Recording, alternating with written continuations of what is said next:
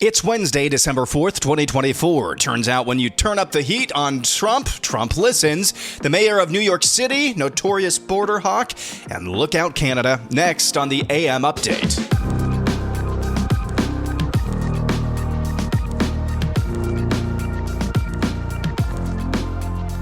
Yesterday, I told you about Chad Cronister. He's the sheriff of Hillsborough County, Florida, whom Trump tapped to be the head of the DEA. It's the Drug Enforcement Administration. Well, told you about how Chad Cronister was interviewed by the pastor he arrested during COVID for flouting COVID guidelines, and how Cronister said, well, good law, bad law, poopy law, I got to enforce all the laws. And I said, no, that's not how that works at all. A lot of people made a lot of stink over Mr. Cronister, despite the fact that he was endorsed by Florida Governor Ron DeSantis. Cronister has a very checkered history, shall we say. Well, yesterday, Mr. Cronister, the sheriff of Hillsborough County, announced he's withdrawing his name from consideration for the head of the DEA. He said in a statement, quote, to have been nominated by President-elect Donald Trump to serve as the administrator of the Drug Enforcement Administration is the honor of my lifetime.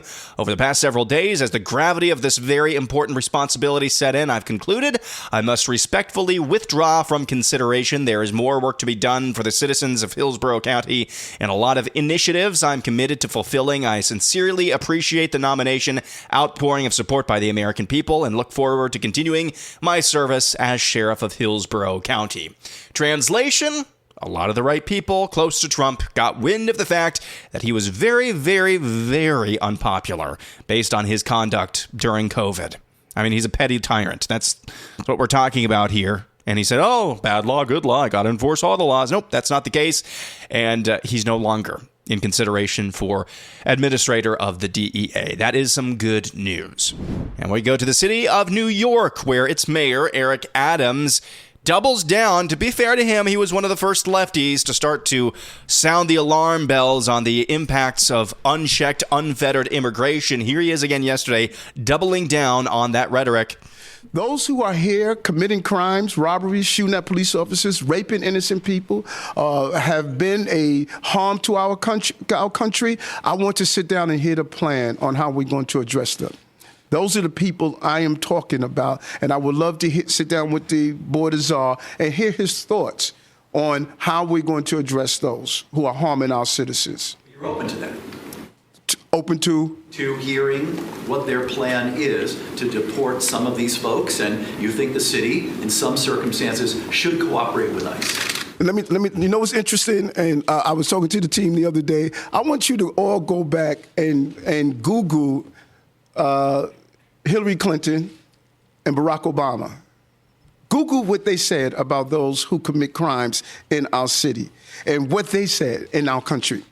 They said those who commit crimes need to get out right away. That was their position. So this is not a new position, because in the state in the era of cancel culture, no one's afraid to be honest about the truth. Well, cancel me, because I'm going to protect the people of this city. And if you come into this country, in this city, and think you're going to harm innocent New Yorkers and innocent migrants and asylum seekers, this is not the mayor you want to be in the city under. So that is Eric Adams, mayor of New York City, once again saying, cancel me. If you don't like it, cancel me. I'm totally on board, along with Kathy Hochul, of deporting people who are causing problems. Now, in my opinion, and I'm sure you probably share some version of this, anybody who came in illegally should be deported. They are already guilty of crimes. But I think you're just seeing the tip of the spear now of the snapback, the rubber band snapping back on the issue, particularly of immigration. This is now, I'm up to 4 or 5 lefties over the last couple of weeks. You've got Justin Trudeau in Canada, Keir Starmer in the UK, Kathy Hochul, here's Eric Adams, all saying much the similar things about unchecked, unfettered illegal immigration in the West. Somewhere that's not West is Africa, particularly Angola, where our president showed up yesterday to announce about $1 billion of aid from the United States to that country and to other countries in Africa. Here he is in Angola speaking. I'm not sure if you can call this speaking. With you in Angola, a vibrant city, and I look, not the city. The city I know is not Angola, but in Angola, in a vibrant city. Totally cooked. He wants you to know he knows Angola is not a city. What can you say? That guy is still the president somehow, some way. Back stateside, here is Fox News' Pete Ducey reporting from Mar-a-Lago about the meeting Donald Trump had with Justin Trudeau, Canada's prime minister, late last week. And tonight we're getting some new details about that Trump-Trudeau dinner from two people who were at the table. We are told that when Trudeau told President-elect Trump that new tariffs would kill the Canadian economy, Trump joked to him that if Canada can't survive without ripping off the U.S. to the tune of $100 billion a year, then maybe Canada should become the 51st state and Trudeau could become its governor. Brett. I'm all for invading Canada. I mean, I'd rather have Afghanistan than Canada. I'm just kidding. No, I'm all for invading Canada. Totally fine.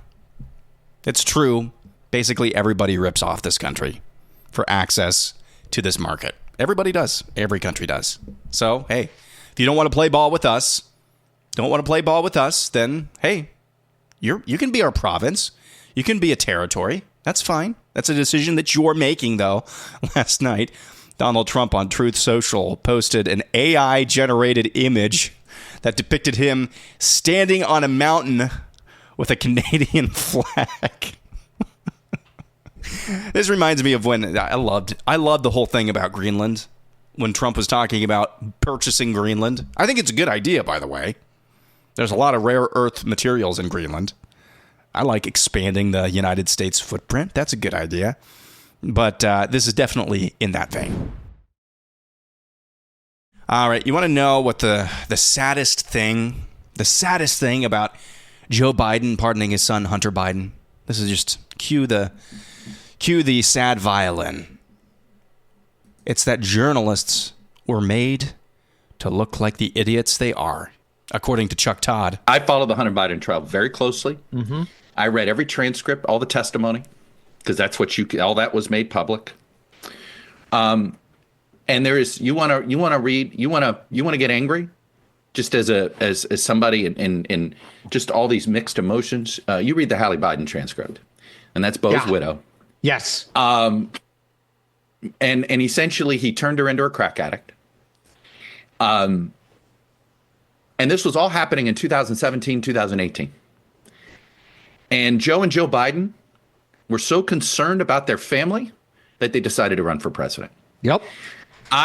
So when you talk about the word selfish, it's almost like the word doesn't, their decision to run for president put the entire Democratic Party and the United States of America in the position that it's in now. So that is Chuck Todd speaking with Chris Cillizza on his Substack podcast.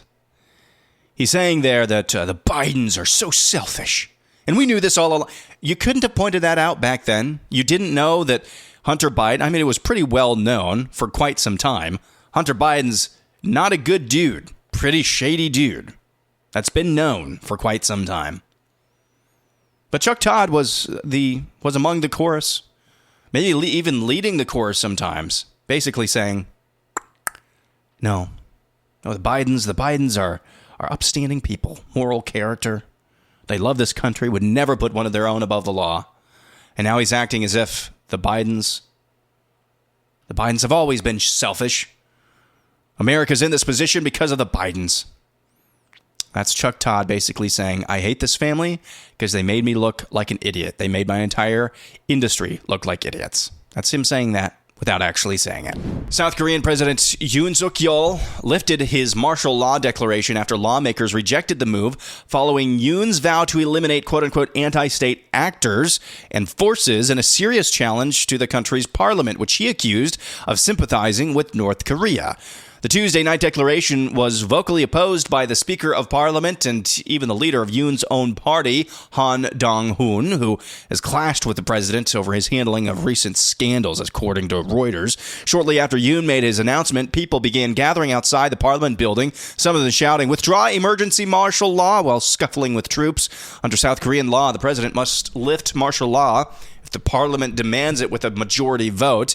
All 190 lawmakers unanimously supported lifting the martial law. Television footage showed soldiers who had been stationed at Parliament leaving the site after the vote. Pentagon Press Secretary Major General Pat Ryder has said Defense Secretary Lloyd Austin was monitoring the situation and that U.S. forces were in close contact with their South Korean counterparts. Ryder was not aware of any changes to any force posture for the 28,500 U.S. service members stationed in the country. Just an odd development in South Korea. Here's this from America First Legal. Yesterday, America First Legal received confirmation from the Department of Labor's Office of Federal Contract Compliance Programs that Southwest Airlines acknowledged and agreed to abandon its unlawful discriminatory employment practices outlined in America First Legal's federal civil rights complaint. On January 17th of this year, AFL filed a complaint against Southwest with the Department of Labor, requesting an immediate investigation into the airline for allegedly breaching the company's contractual obligations under federal contracting law. Despite receiving over $330 million in federal government contracts since 2007, Southwest explicitly promoted illegal, quote-unquote, diversity, equity, and inclusion, violating its equal opportunity agreements. On December 2nd of this year, the Department of Labor held an informal compliance conference with Southwest Airlines in accordance to some of their guidelines, or federal guidelines. In other words, the Department of Labor investigation indicated a violation of the Equal Opportunity Clause, and it sought to resolve the matter by holding a compliance conference with Southwest. Following the compliance conference with the Department of Labor, Southwest acknowledged and agreed to end its illegal race and sex-based discrimination in all hiring and promotional processes, including all unlawful DEI quotas, benchmarks, or preferences. So that is a win for meritocracy against the scourge of DEI. Credit to America First Legal for bringing that to attention and following it through. And want to remind you, coming up this Saturday, it's another edition of No Suck Saturday, this time for everybody. Subscribe, non-subscribers included. And we're going to have, Bella and I, my wife, are going to have 5 stories we think objectively don't suck. We're also doing another edition, since it's the first Saturday of the month, another edition of Ask Izzy. You can ask a nurse who knows any question you want about medicine or health, medicine, both new and old, natural and modern. You can ask all those questions. Submit them, askizzinss@gmail.com, askizzinss@gmail.com, askizzinss@gmail.com. Ask Izzy coming up this weekend on No Suck Saturday. That'll do it for this edition of AM Update. We'll see you again tomorrow. I'm Aaron McIntyre, and this is the AM Update.